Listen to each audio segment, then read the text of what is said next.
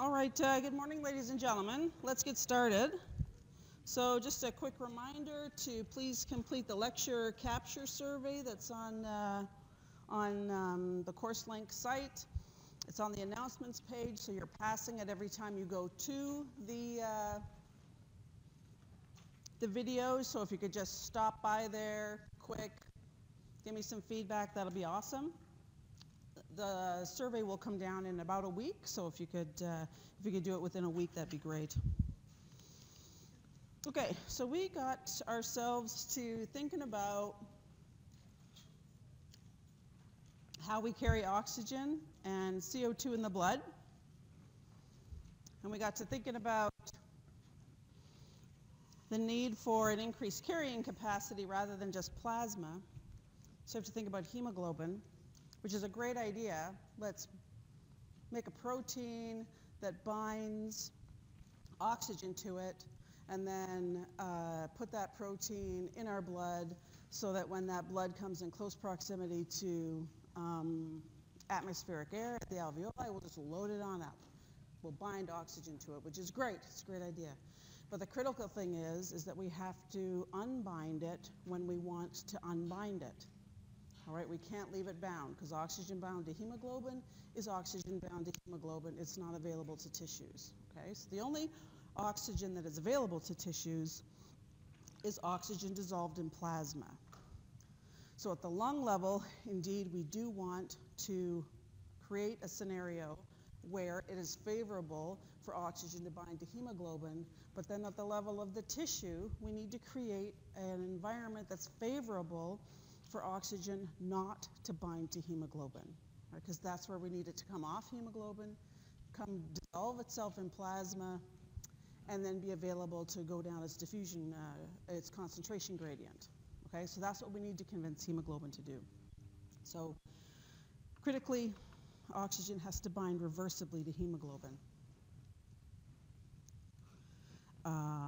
Right, so we have seen that if we think about hemoglobin saturation in terms of percent, so we're going from 0 to 100 here, that we have been talking about the PO2 in the systemic arteries being 100 millimeters of mercury. So we pass blood by those alveoli, we equilibrated, alveolar PO2 was 100, we equilibrated with that, so blood, plasma PO2 in the systemic arteries is now 100 millimeters of mercury. So up at the arteriolar or at the arterial level, we have a PO2 of 100 millimeters of mercury. And then we know on the venous side, right, so we took that blood, we flowed it by the capillaries, right, so capillaries were for exchange. So we exchanged. So oxygen had come off, exchanged with the tissue. So venous PO2, we talked about it being 40 millimeters of mercury, right? So we went from arterial to venous, we went from 100 millimeters of mercury PO2 to a partial pressure of oxygen of 40 millimeters of mercury, okay? So from the lung, we delivered blood to the tissue and were able to remove oxygen from hemoglobin or decrease our PO2.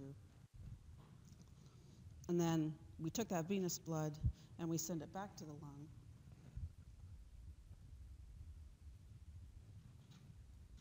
Right, we took that venous, that PO2 of 40 millimeters of mercury, systemic venous PO2, 40 millimeters of mercury, flowed it past through the pulmonary circulation, okay, pulmonary arteries, into the lung again, close proximity to alveolar,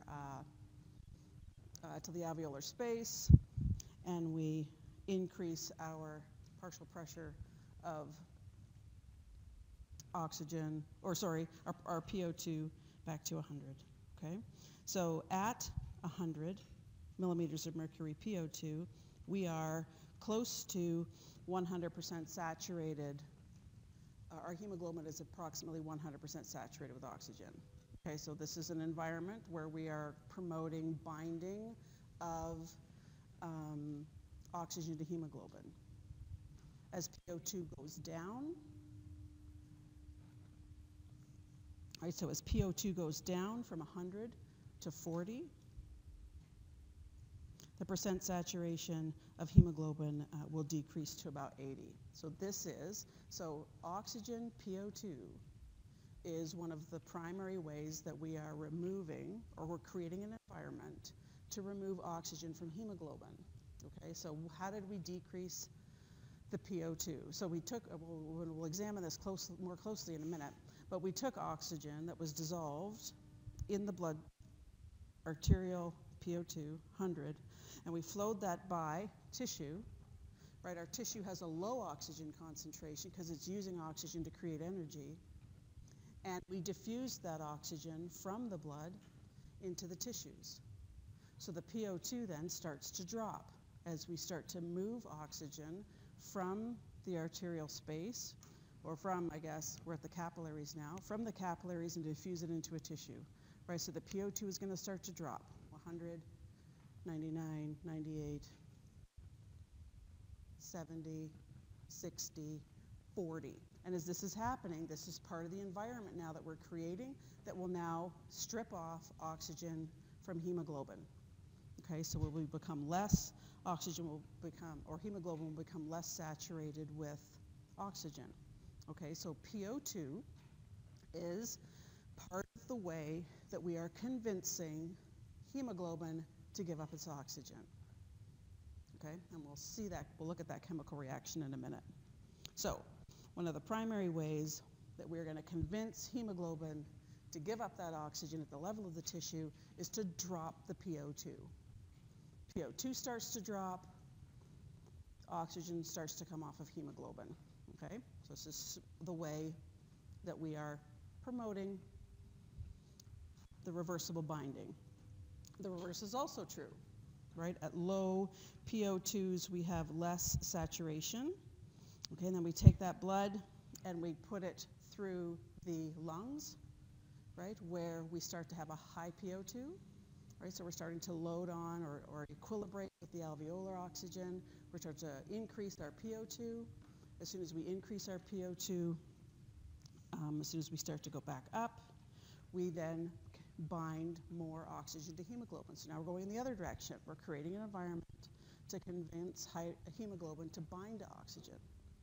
Okay, so PO2 is a strong controller of this reversible relationship.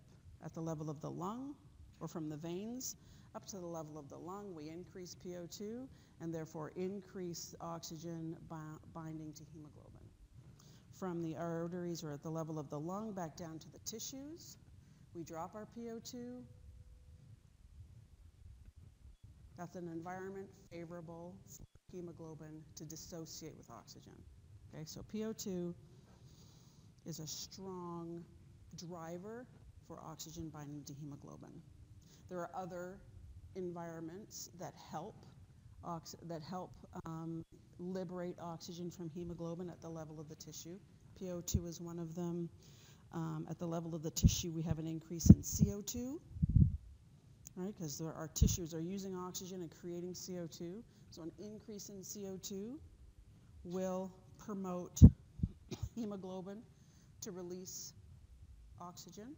Okay, so it'll promote that dissociation. An increase in hydrogen ion, so let's say contracting skeletal muscle will increase its hydrogen ion. An increase in temperature will promote the dissociation of oxygen from hemoglobin. Some products of anaerobic metabolism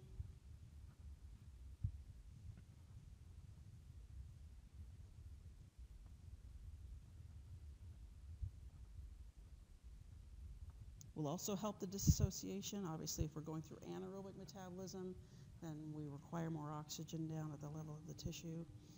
So I think one of these products of anaerobic metabolism is 2,3, I think it's got a couple of names, bisphosphoglycerate and then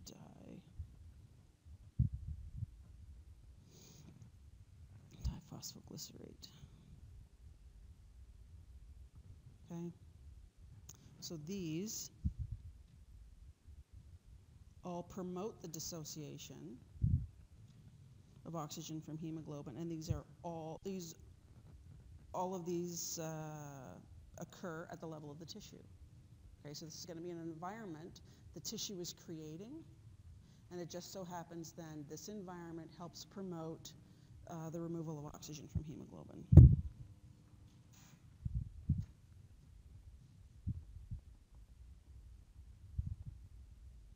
Okay, which is exactly where we need oxygen or hemoglobin to give up its oxygen. So all of these are at the tissue level and all decrease the ability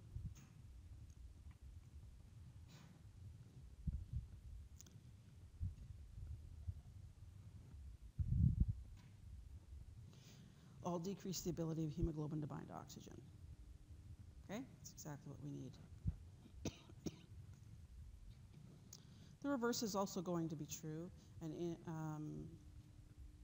an increase in CO2, a decrease in CO2, decrease in hydrogen ion, decrease in 2,3-DPG. Okay, all of these will enhance the ability of hemoglobin to bind to oxygen.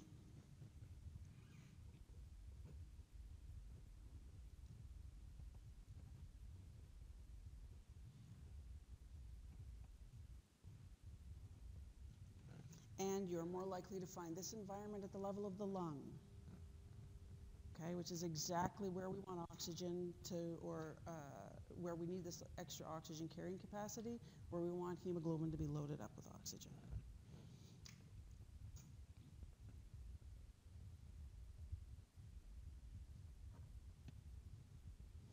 So, critical regulator then is PO2,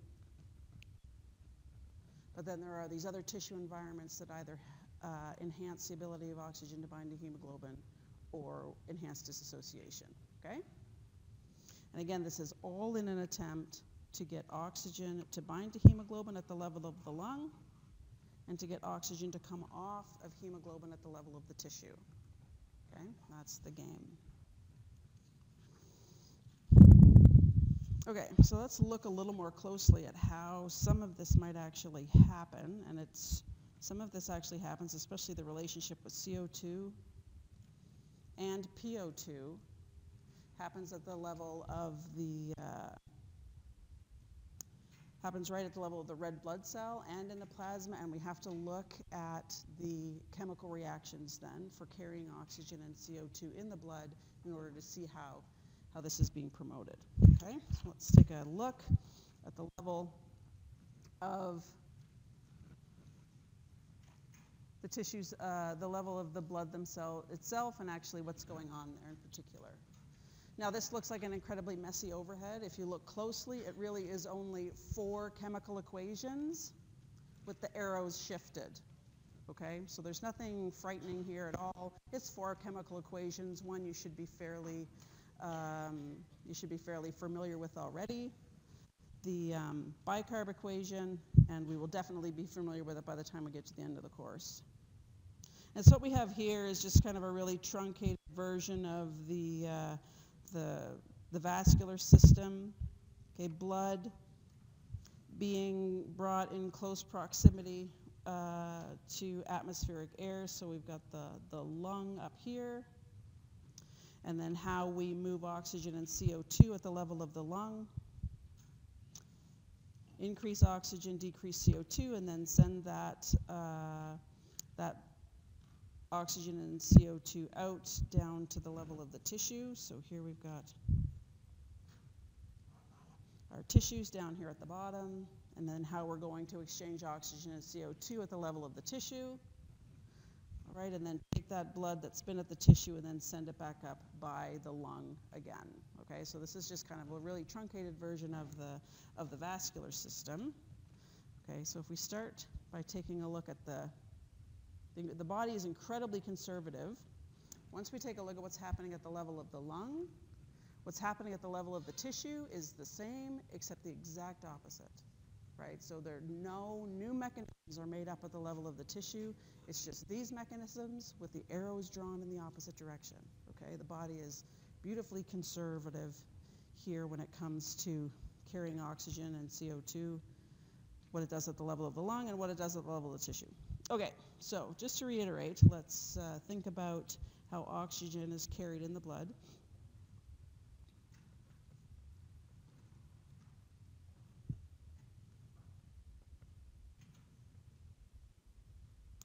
So oxygen is carried in the blood in two forms, okay, so we've already mentioned these two forms. One is dissolved oxygen.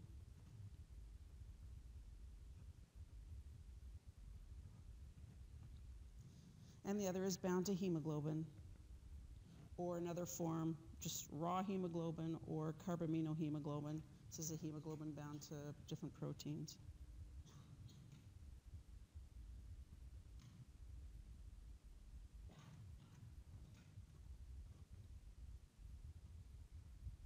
Okay, so if this is our little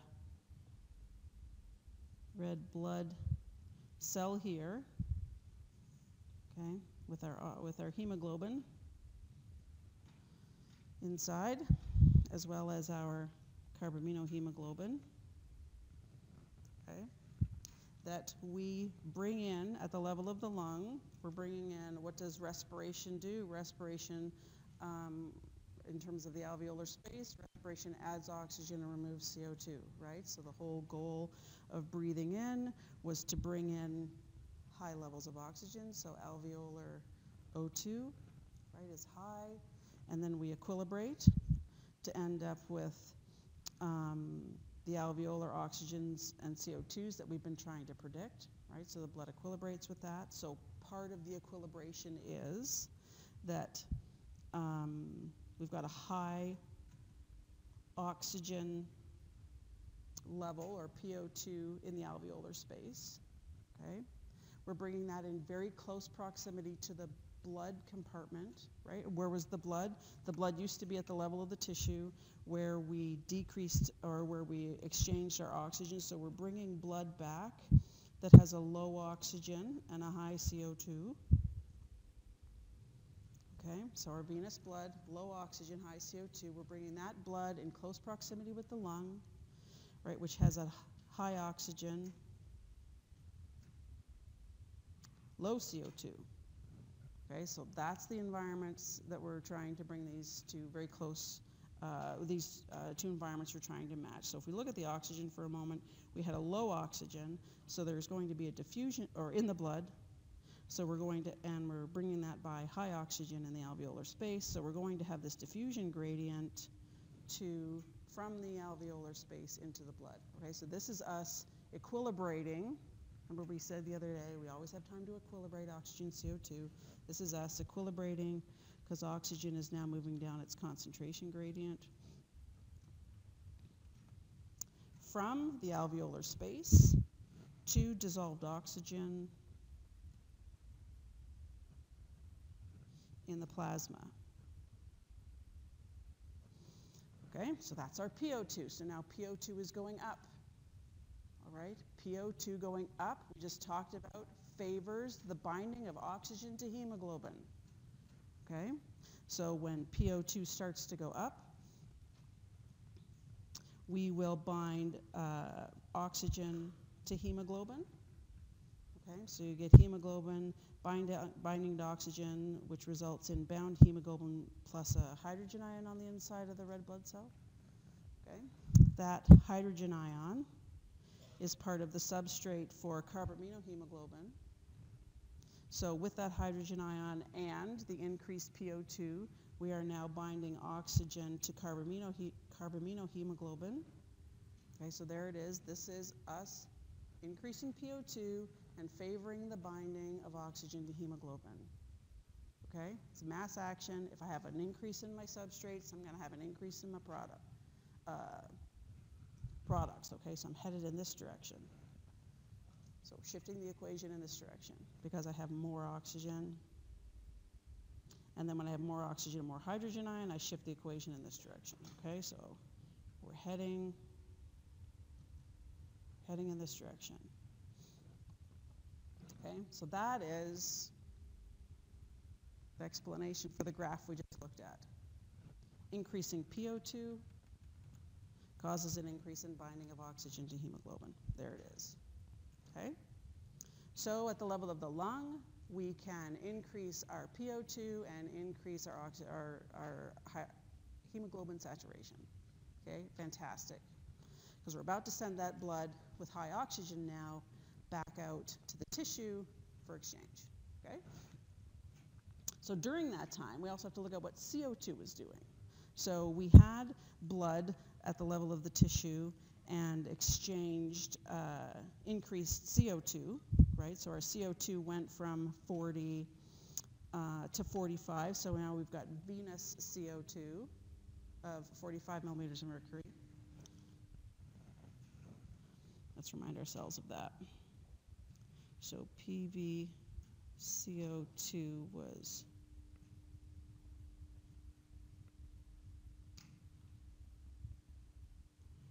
no, that's PVO2 was 40 millimeters of mercury. PV CO2 equals 45 millimeters of mercury. Okay, we brought that blood with low oxygen by this interface, increased PO2, increased binding to hemoglobin. We resulted in a PaO2 being 100 millimeters of mercury. Okay, so we load it up with oxygen. What do we do with CO2? So we have a high CO2, 45 millimeters of mercury, bring back here. Okay, so high CO2 in the blood. So this is our dissolved oxygen, or dissolved CO2. Dissolved CO2 in the blood, it's high. It's low at the level of the lung. That was what breathing was for, right? What did breathing do to the alveolar space? Brought in added oxygen, removed CO2, right? So we're going to have this concentration gradient from the dissolved CO2 in the blood to the alveolar space.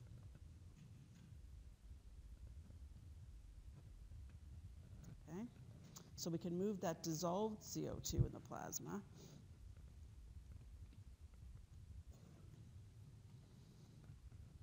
Now we also carry CO2 in the blood in other forms as well, not just in terms of the plasma. Okay, so let's jot those down. We'll put them down here just because I'm running out of space up top. So CO2 is carried in the blood in three forms.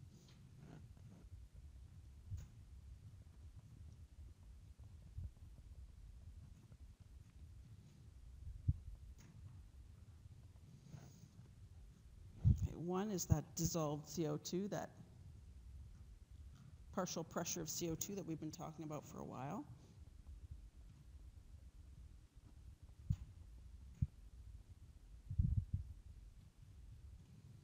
Okay, so dissolved CO2 in the plasma. We also can combine CO2 with water, create carbonic acid, and then that'll eventually dissociate to bicarb ion and hydrogen ion. So it's this relationship we're looking at right here. Okay, so we're able to actually hide the CO2 in the form of bicarb. It's still there, right? It's just tucked in, hidden as something else.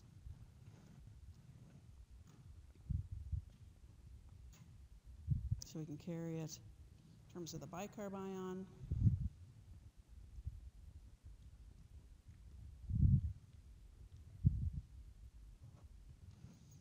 And the carbamino compounds, there are also some proteins that will bind CO2 as well.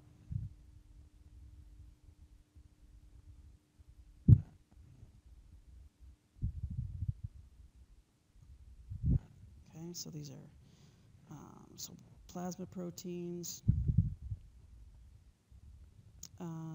will bind CO2, hemoglobin.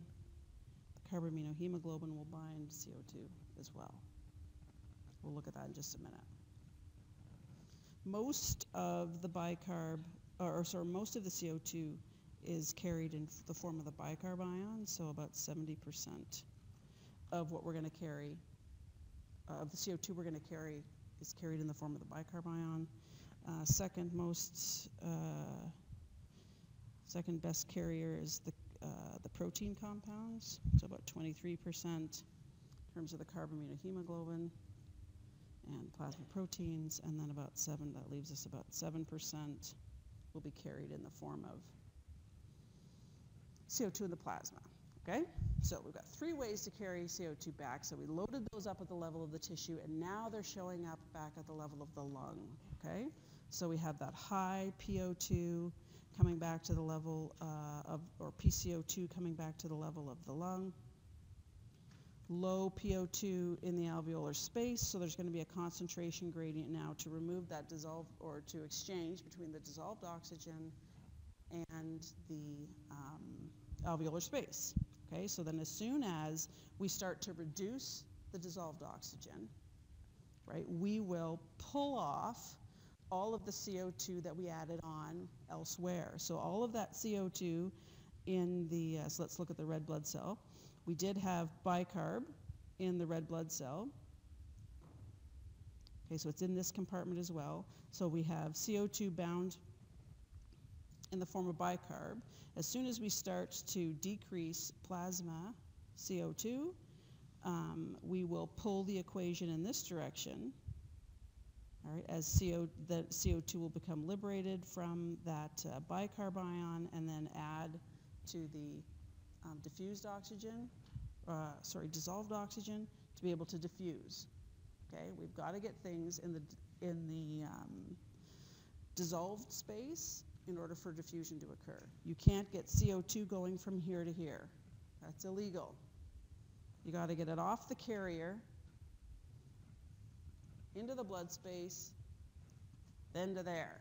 Okay, so the game afoot is to get it off the carrier into the dissolved space and then back up into that alveolar space. Okay?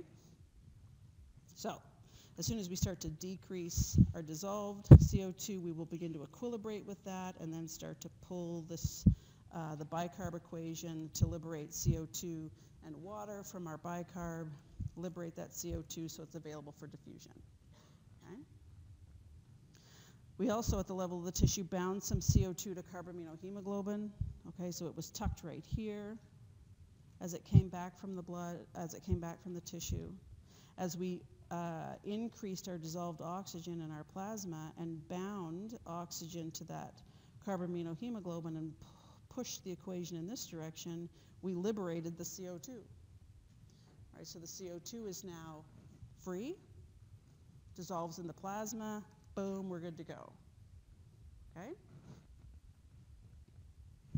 The blood's, so that's the red blood cell. In terms of CO2, the plasma space can also carry CO2. So we do have bicarb in the plasma space, right? That bicarb at the level of the tissue hid CO2 in the form of bicarb, right? So that's how we carried it. Comes back up to the level of the tissue, up to the level of the lung. As dissolved CO2 starts to drop because we're diffusing, we'll pull the equation in this direction, liberate that CO2, goes into the dissolves in the plasma and now available for diffusion. Okay, so we're pulling everything in this direction. And then the CO2 that was bound to proteins will also be pulled in this direction as our dissolved CO2 decreases. Okay? So essentially everything is pulled in this direction. And because we are conservative and we use some of the same tools, things being pulled in this direction to liberate CO2 and to allow for diffusion. It's also some of the same things that are loading on oxygen at the same time. Okay? So we're using the same tools. So level of the lung, increasing our dissolved oxygen in our plasma to be able to bind to hemoglobin, decreasing our CO2 dissolved in the plasma to be able to unload the ways that we carried CO2. Okay? We also have a little bit of help in controlling these equations. At the red blood cell, for example, we have an enzyme, carbonic anhydrase,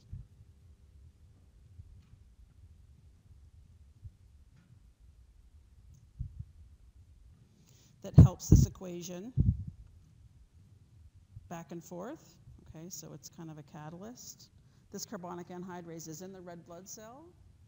So binding CO2, or sorry, stripping off the CO2 from the bicarb can happen very quickly.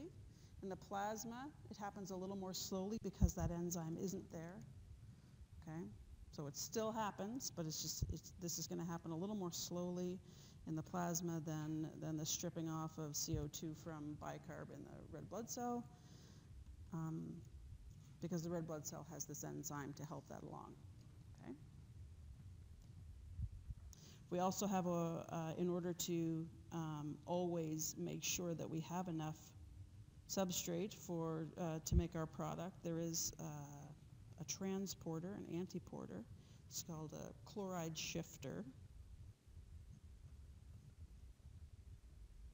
It's just really an antiporter. So they call this the chloride shift.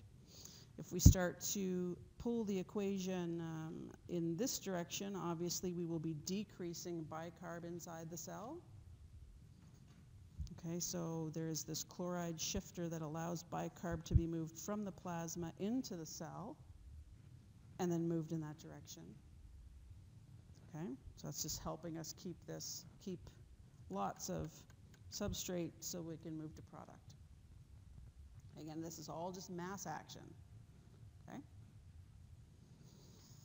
All right, so all that mess to say that at the level of the lung, we bring blood with a low oxygen, PO2, and a high carbon dioxide, partial pressure of oxygen to carbon dioxide back, move it down concentration gradients, load up our hemoglobin, and now that blood, it's been at the lung, it's equilibrated, so it's got high oxygen now, low CO2, is going to be sent out into the systemic system, right? So this blood into the left heart, pumped out into the systemic arteries, and hopefully to every vascular bed. So we come out with PaO2 of 100 millimeters of mercury, and a PaCO2, it goes down, it's to 40 millimeters of mercury, I think. It's the number we've been talking about, okay? So that blood then, all right, this blood now moves by the tissue space, okay? So the tissue, what's the tissue doing? The tissue is using oxygen and creating CO2, right? So at the level of the tissue, we have a low PO2, right? And the lowest PO2 is going to be at the mitochondria, right? Because mitochondria are the site of the use of oxygen. So the lowest PO2 you're going to find in any cell is the mitochondria. So there's a diffusion gradient now between the high oxygen in the blood and the low PO2 of the tissue or the mitochondria. Right, so as soon as we bring this blood past tissue like that, we are going to start moving the dissolved oxygen, which is free for diffusion, down its concentration gradient. Okay, so the PO2 is dropping. What did we say on the graph before, the overhead before, when PO2 drops? That is an environment that allows us to strip off oxygen from hemoglobin, right? So there it is. As soon as we start to drop the dissolved oxygen, we will start to move oxygen from hemoglobin into that dissolved space. Now it's available for diffusion. Okay, so now we're just shifting that hemoglobin equation in the other direction. Okay. we had oxygen bound to carbaminohemoglobin. So now we're pulling it off and sending it into the dissolved space. Now it's available for diffusion down its concentration gradient. Okay? So we loaded it up at the level of the lung, and now we're unloading it at the level of the tissue. Okay? It's the exact same equation, it's just shifted in the other direction. Okay, so this is us creating, or this is the environment that's being created, a low PO2, to then strip off oxygen or convince hemoglobin to give up its oxygen. Okay, so the tissue then is using that oxygen, creating CO2. So a tissue, not only does it is a low PO2 environment, but the tissue is also a high PCO2 environment. Right? So that blood that was at the lung that had a high oxygen and a low CO2 is now being brought by tissue which has a high CO2. Right? So we are going to now start to move then the high CO2 into the dissolved, from the tissue to the plasma space, the dissolved plasma, right? Because there's a concentration gradient. As soon as we start to increase the PO2 down here, we will start to bind it to, or combine it with water, and with the help of an enzyme in the red blood cell, to hide that CO2 in the form of bicarb ion. Okay? So we're loading up. We can also, we are actually pulling the equation in this direction to strip oxygen off hemoglobin. Part of helping us to do that is to have a high CO2 that will indeed push the equation in that direction. CO2 is a substrate for the carbaminohemoglobin, right? So it will push it in that direction as well. So the exact same processes, now just being promoted to be, for the mass action to be in the other direction. Okay? So then that's our red blood cell. Our little chloride shifter helps us out. This is why it's called a shifter and not necessarily an antiporter, because it can now shift directions that it's putting the bicarb, right? So now we want to make sure that we don't build too much bicarb up in here, because we'll stop this reaction from happening if we build up our products. So we're going to help with this chloride shifter by removing some of those products. So we remove that chloride shifter, shifts its direction, bicarb now out of the cell, so that this equation can always keep moving in this direction. Okay, so the shifter's helping us out a bit. So that's the red blood cell. The level of plasma, we could carry some CO2, so we start to bind CO2 to water because our PCO2 is getting high, hide it in the form of bicarb. Okay. And we've got some proteins that will also bind CO2 for us. Okay, so because, and this was all started by the concentration gradient between the tissue and the blood, we started to move CO2 from the tissue to the blood, started to raise our PO2, and then that started to promote the shift of all of these equations that direction. Okay? So again, we take this blood now, which is of low oxygen, low PO2, because we used it, and high PCO2, because we added it, and then take that blood to our veins, and then take that blood and move it back up by the alveolar space and shift everything back. Yeah? I don't know where lost and found is.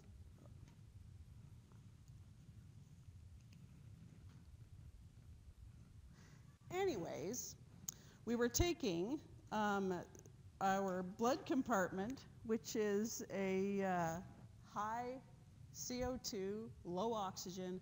We're taking that now back by the alveolar space, okay, to then start to diffuse CO2 down its concentration gradient, diffuse oxygen down its concentration gradient, and shift everything back. Loading up oxygen, getting rid of CO2. Okay, and then we take that, bring it back down to the tissue, unload oxygen, load up CO2.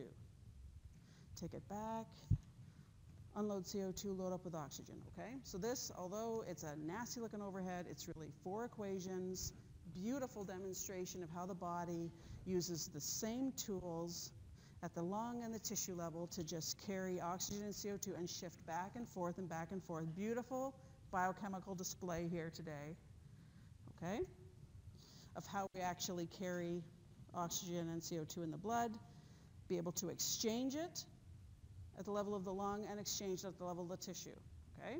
And again, this roots us right back into how we're convincing hemoglobin to give up oxygen where it should, or load up oxygen where it should, okay?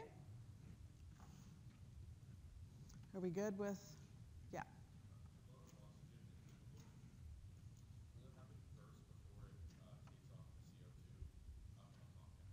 So when we load up oxygen onto hemoglobin, does it?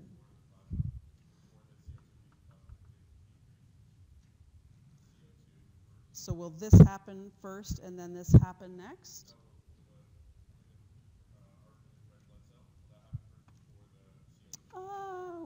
Will these happen before these?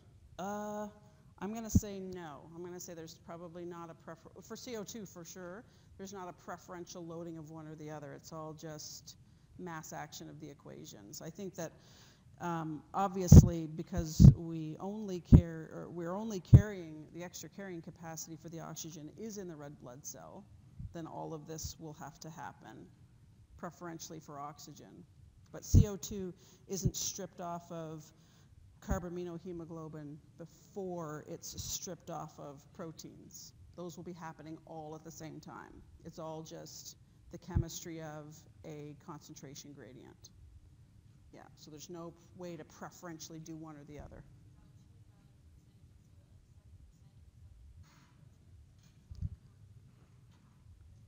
So what I meant by the percentages here is that if we took blood and we looked at where the CO, and we took an aliquot out and we looked at where CO2 was residing, that the most of the CO2 would be residing hidden in the bicarb ion. That's where 70% would be hidden there. 23% would be hidden on some sort of protein, and then 7% would be just dissolved. So that's what I meant by those percentages. Yeah, that's not rates or anything. That's just raw. Where are we storing it? Yeah. Okay. So we're good with how we're physically carrying it. How biochemistry of how we're carrying it. Yeah.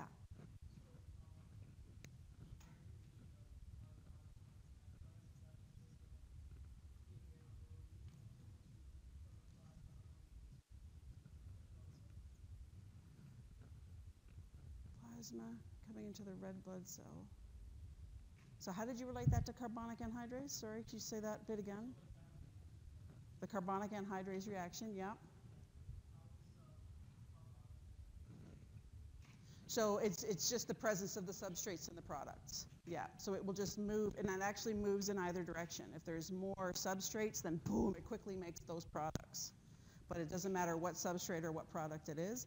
It's just very good at shifting this equation back and forth, depending on what the level of substrate is versus what the level of product is. So that we really don't regulate. I'm sure there's a regulator of carbonic anhydrase, but it's not used to regulate these reactions.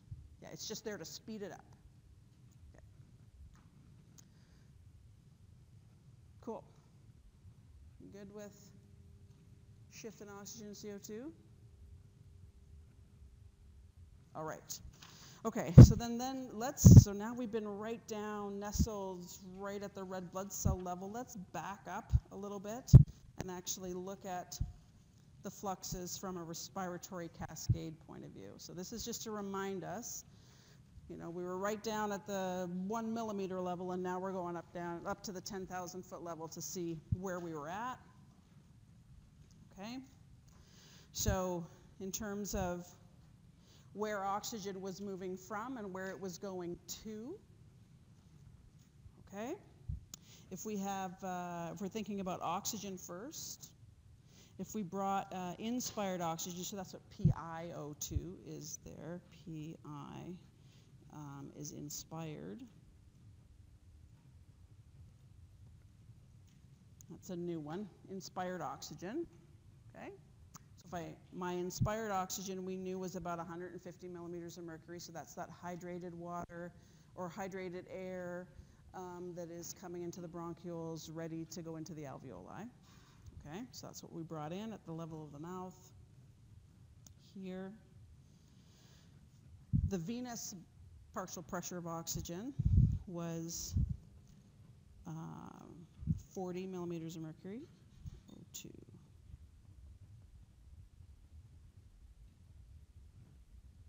Okay, so that's the blood component being brought back. So we bring in that inspired oxygen, and I'm going to actually make this a dotted line because I don't think it's straight. We bring that inspired oxygen into our alveoli.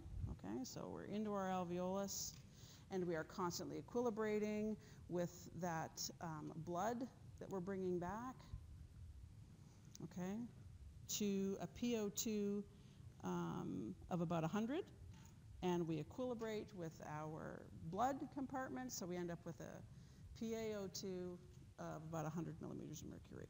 Okay, so these are all numbers that we're familiar with. So this is us just bringing inspired oxygen in very close proximity to our blood compartment, and we equilibrate.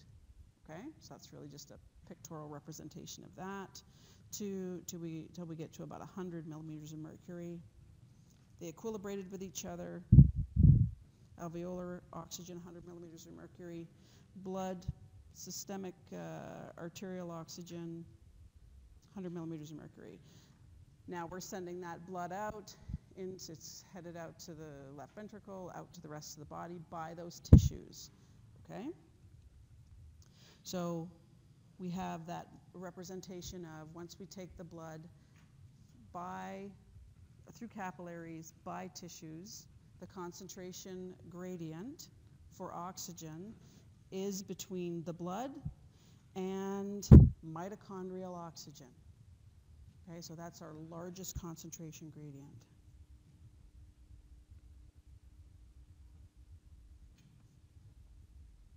Okay, so we do have a drive. What we've done is we've set up a drive for diffusion.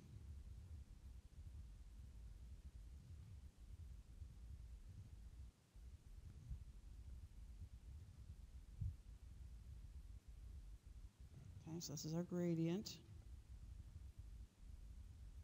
Of course, we don't move oxygen out at the level of an artery, right? We send them through capillaries, right? So our capillary CO2, we are getting some diffusion as we go through, okay? And again, there's a gradient between our capillary oxygen and our mitochondria. We just looked at that, okay? We're stripping, or we're moving dissolved oxygen now from the plasma into the level of the tissue. Okay, so then we will decrease our PO2, and then we come back, so we will unload it. This is essentially considered unloading. Oxygen at the level of the tissue. Okay, we come back to some sort of mixed venous oxygen level, which is going to be about 40 millimeters of mercury, right? And that blood then comes back to the venous system close by the alveoli, where we load up that compartment with oxygen, equilibrate with the alveolus, send it back out to the tissue, okay? So this is just this cyclic type thing going on. So obviously, depending how much we unload will be dictated by the tissue's use of oxygen. So if you have a tissue that has a really, really high metabolic rate, or like you change this metabolic rate, like skeletal muscle, suddenly you're running, right? You change that muscle's metabolic rate, its oxygen is going to go much lower. The drive for diffusion will be much greater, right? So because it's just diffusion and the drive for diffusion is greater, you have the ability to unload more oxygen at the level of the capillary, right? So at a high metabolic rate,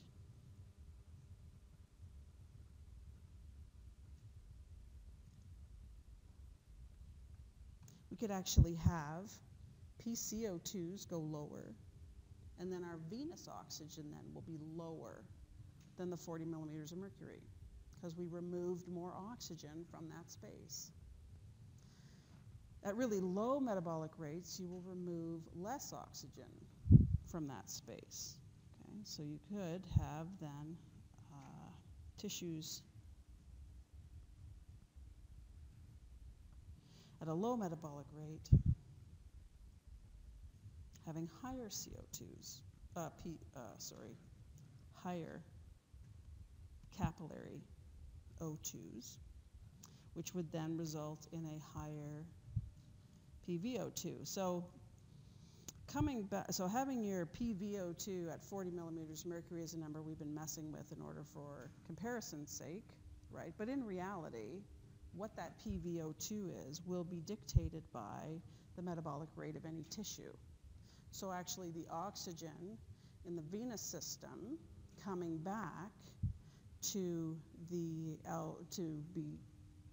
in close proximity with the alveoli isn't necessarily always going to be a PO2 of 40 millimeters of mercury. It could be a range depending on what the tissues are doing. High metabolic rates, the tissues are stripping off more oxygen out of that compartment, so the PVO2 is going to be lower. Low metabolic rates, the PVO2 is going to be higher. Okay? So we've got to be comfortable with this range coming back. Okay? All right, let's take a quick break before we deal with the same thing, but we look at the CO2.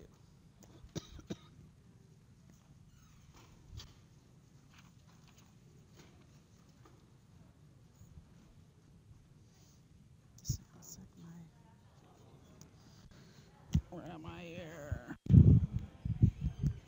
All right, ladies and gentlemen, let's get back to our cascade here. So we're able to move oxygen from inspired oxygen all the way to the level of the tissue, bring it back, load our oxygen back up onto our blood, etc. So we're going to continue in this cycle. For CO2, our inspired CO2 is low. Okay, that was at 0 millimeters of mercury. That's what we were bringing in at the level of the mouth.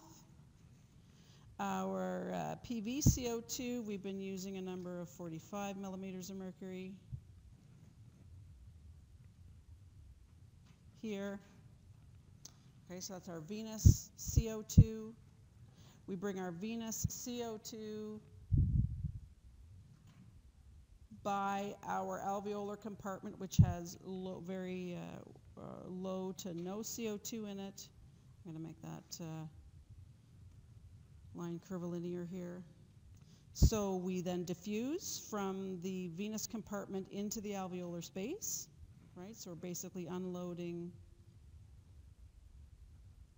the blood compartment of CO2 because we're diffusing it into the alveolar space, right? So this is us equilibrating at the level of the alveoli. So then we equilibrate with the blood, okay? And that was at a PO2 or PCO2 of about 40 millimeters of mercury.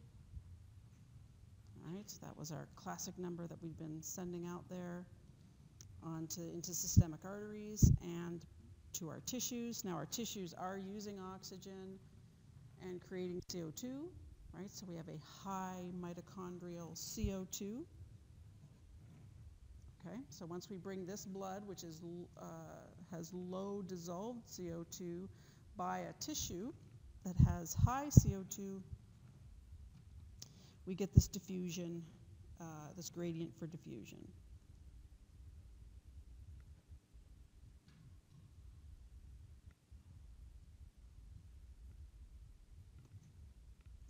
Okay, so we will be moving CO2 from the tissue into the blood, and we just saw the biochemical reactions that enabled that. Okay, so we actually end up loading up our blood space with CO2, so we're diffusing CO2 from the tissue into the blood, so blood CO2 goes up at the level of the capillary, and then we get some sort of mixed venous CO2 from all of our tissues. Okay, and then that heads back into the venous system, back to the lung, we unload it, back to the tissue, we load it back up, et cetera, okay? And again, depending on metabolic rate, at a high metabolic rate,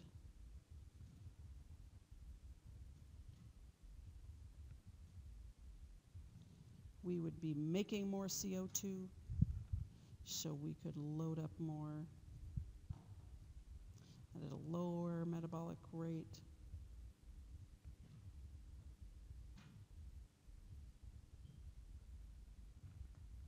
you might be able to load up less. So again, just get comfortable with the potential for a range of CO2s to come back. Okay, so this means that back here we could have a range of CO2s. Got PV CO2s coming back to close to the alveolar space. Okay? So again, that's just the 10,000 foot level of what we just looked at in terms of the biochemistry. Okay, loading and unloading CO2, loading and unloading oxygen. Okay? All right, so then let's think about what might happen if we did change that metabolic rate and we did change what comes back. Okay, because if we change what comes back and we flow it by the same space, right, we might not be able to get rid of the extra CO2 that we loaded into that space and take on the oxygen that we need. Okay, so let's work through or think through a little bit about what needs to happen if we do change metabolic rate and change the oxygen and the CO2 that now comes back to the alveolar space. Right, so let's think about exercise for a minute. So I've got an increase in tissue metabolic rate.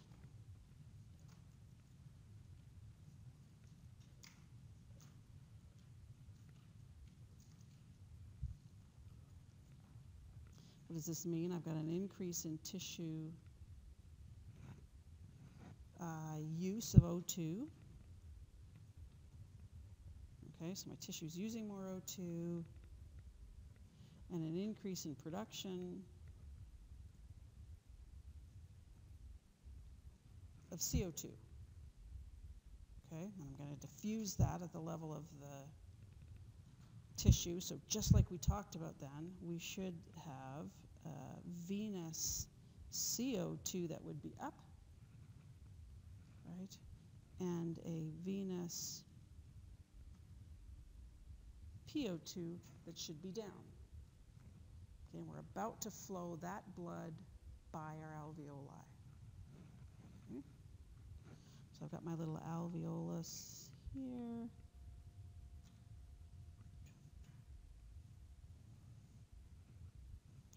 Partial pressure of oxygen in my alveolus, and we've got ventilation, and then we've got flow.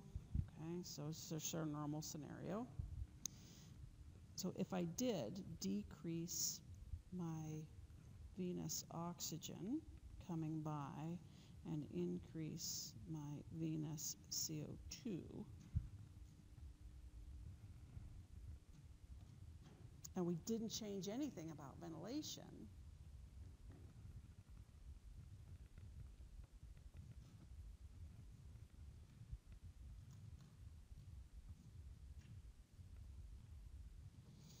if my ventilation remained constant, I'm going to remove more oxygen from the alveolus by the blood than I'm adding by ventilation, right?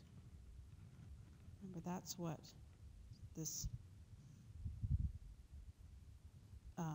that's what flow did versus what ventilation does. So because of what I've got in the blood, and I'm thinking about that alveolar space, I'm going to remove more oxygen from that alveolar space.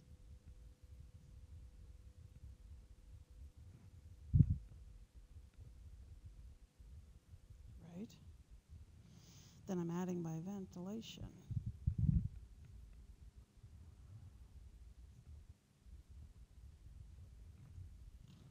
So if I'm removing more, because of the diffusion gradient's greater, removing more oxygen from the alveolus by the blood, then I'm adding by ventilation, I should see a decrease in alveolar oxygen. And then we know we equilibrate with that, right? So that would then result in a decrease in systemic artery PO2. And on the CO2 side of things, I'm going to, if I've got higher than normal CO2 coming back to the level of the lung, I'm going to add more CO2 to the alveolus.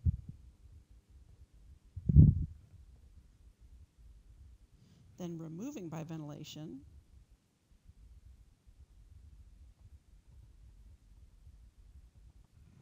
So I'm adding more CO2 to the alveolus than removing by ventilation, so that means I'm going to increase my alveolar CO2, and then we equilibrate with that.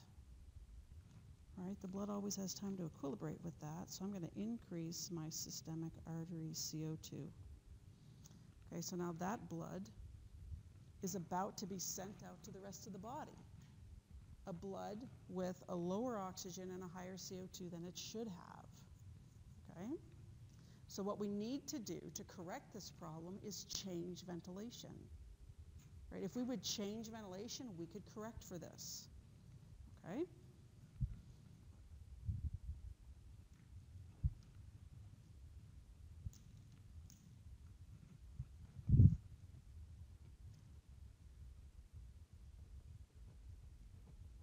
If we could increase ventilation, then we'd add more oxygen to the alveolar space and remove more CO2 from that alveolar space. That would correct for this.